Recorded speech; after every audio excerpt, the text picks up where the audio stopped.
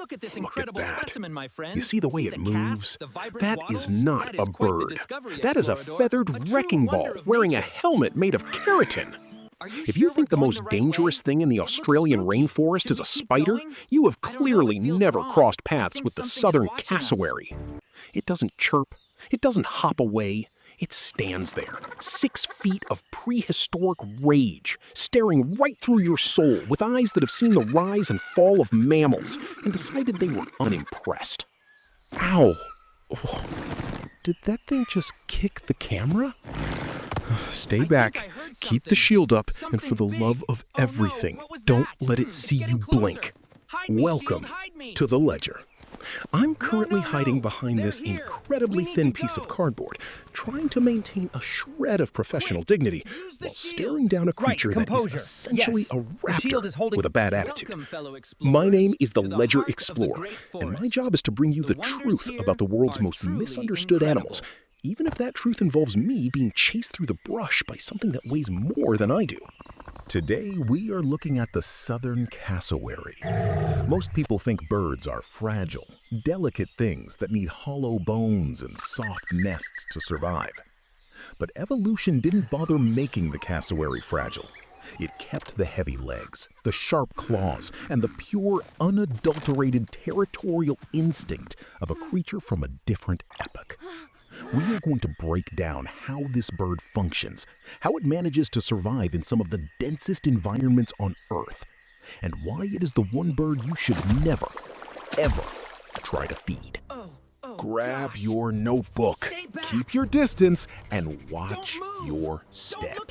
We're about to see just how much damage a bird can do when it stops trying to fly and starts trying to turn you into a cautionary tale. Just keep the camera steady. If I lose an arm, make sure you get it in focus. Look, I know what you are thinking. You see the feathers, you see the slightly goofy dangling wattles, and you think, fine, it is just a big turkey. But please, take a look at what I have sketched here. My associate, who is currently trembling behind a very thin piece of cardboard, is trying to hold up a crayon-drawn ladder against this creature. He is trying to get a read on the height, but the bird is already staring him down. This is a southern cassowary. Standing at 5 feet tall, it occupies a strange, aggressive space in the jungle that honestly feels like a mistake in the evolutionary blueprints. My brave little explorer friend just tried to stand next to it to show scale, but he realized a second too late that the cassowary's helmet, that bony, keratin-covered casque on its head, is perfectly aligned with his own terrified eyes. That is not just a bird. That is a prehistoric wall of muscle walking on 2 legs. Look at the infographic appearing on your screen now. See that femur bone comparison?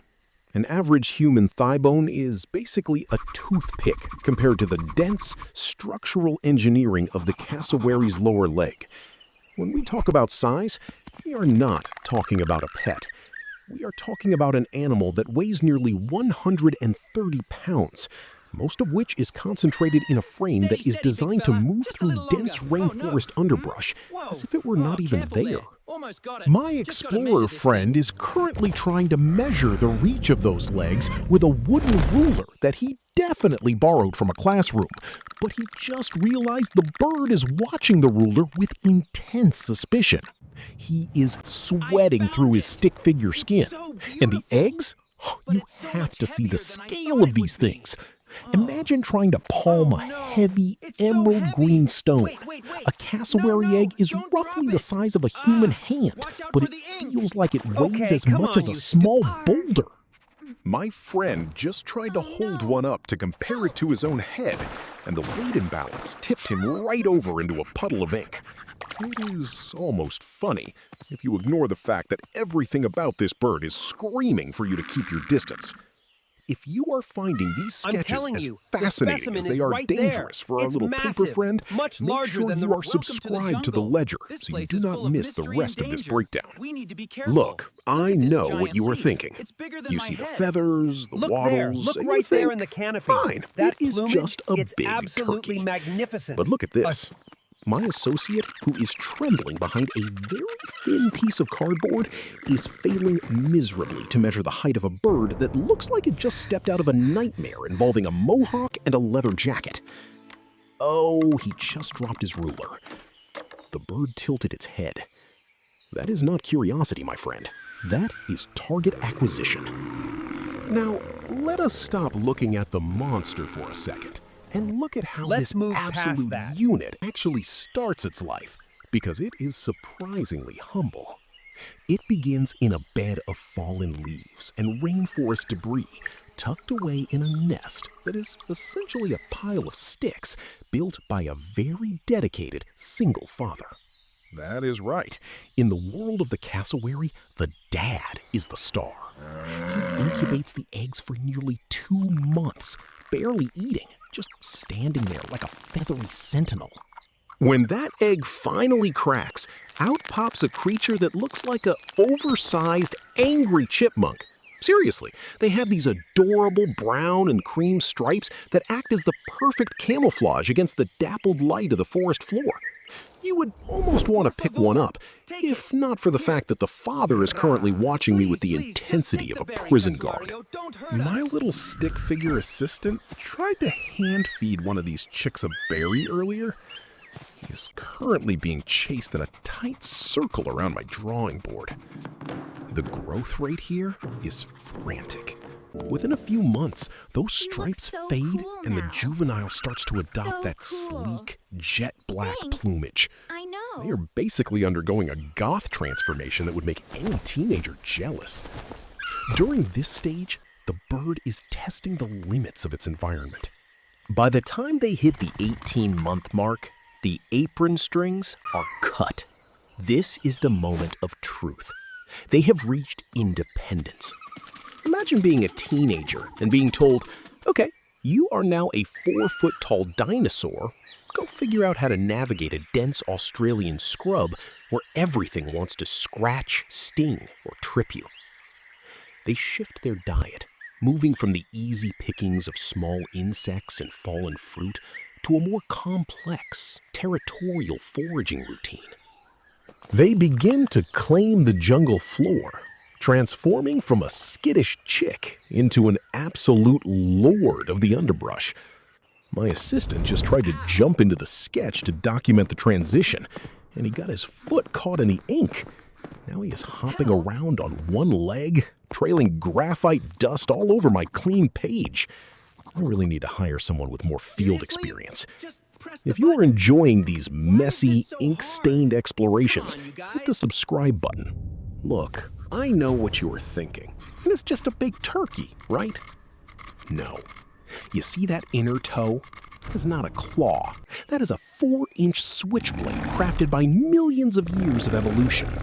It is essentially a serrated dagger fixed to a leg that can exert enough force to turn a human ribcage into a bag of broken gravel. My stick figure assistant just tried to measure that claw with a wooden ruler. Well, let's just say the ruler is now 2 pieces of kindling. Let us break down why this bird is basically a feathered ballistic missile. When a cassowary decides you are a threat, it does not just peck, it lunges. The anatomy of that kick is a masterclass in kinetic energy. We are talking about 195 newtons of force packed into a single high-velocity strike. That is not just a bird kicking.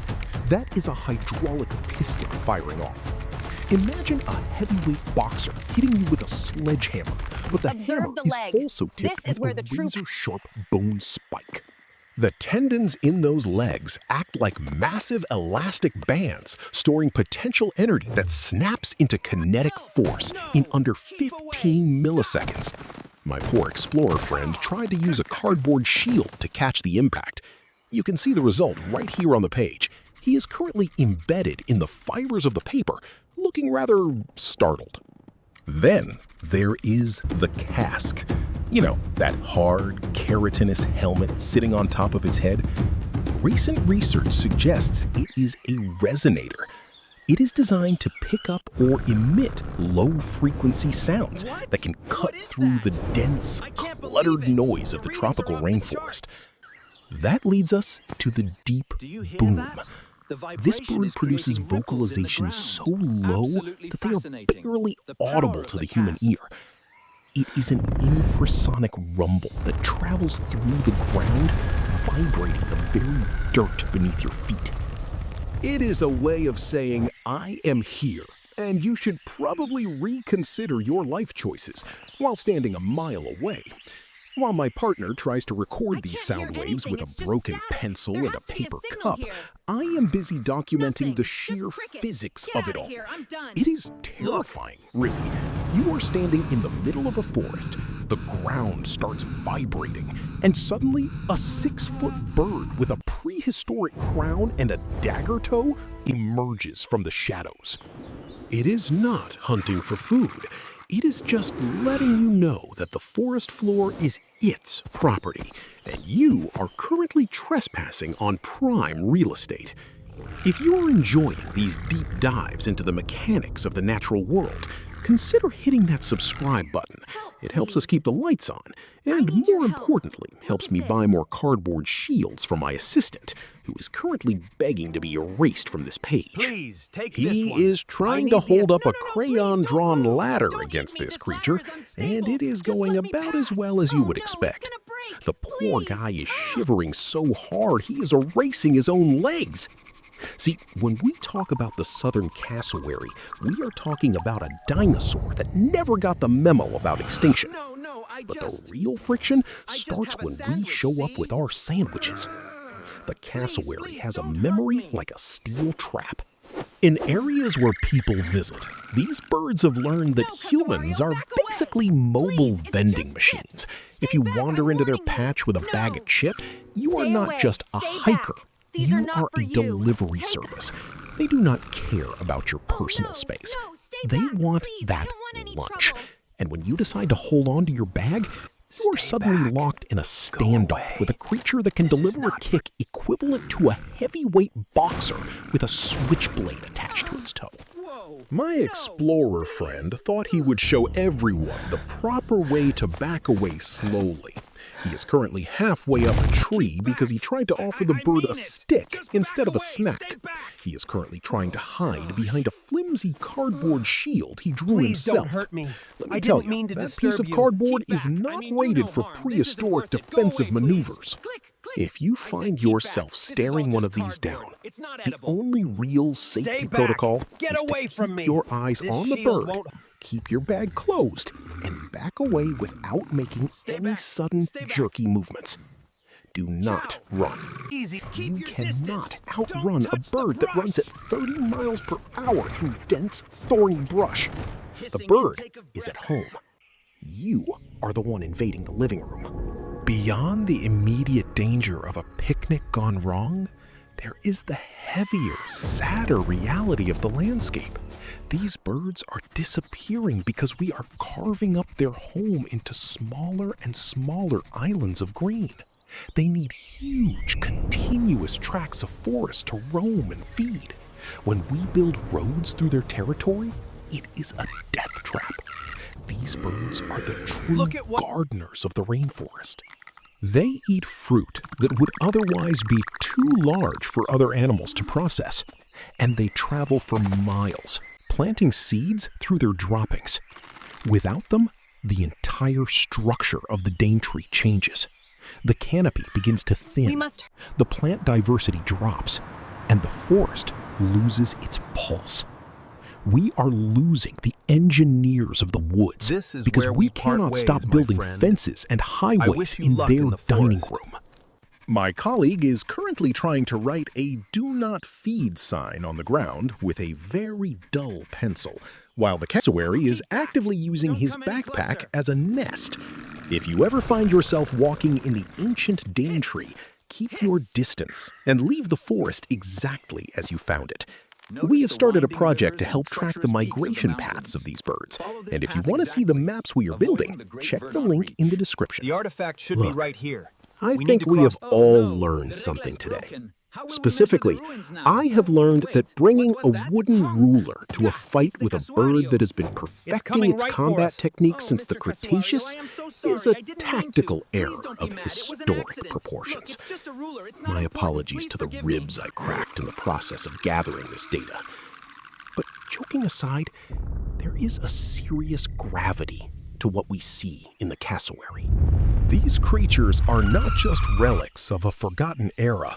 They are the architects of the rainforests they walk through, dispersing seeds that keep those giant green lungs of ours breathing.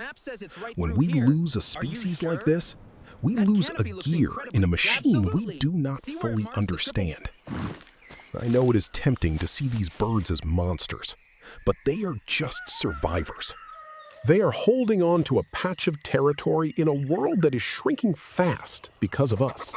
So the next time you hear a low-frequency rumble echoing through a dense forest, take a moment to realize that you are listening to a ghost of the past that is still very much alive and in charge. Let us keep it that way. If you enjoyed getting bruised up with me today, make sure to stick around for the next entry in the ledger. The migration path.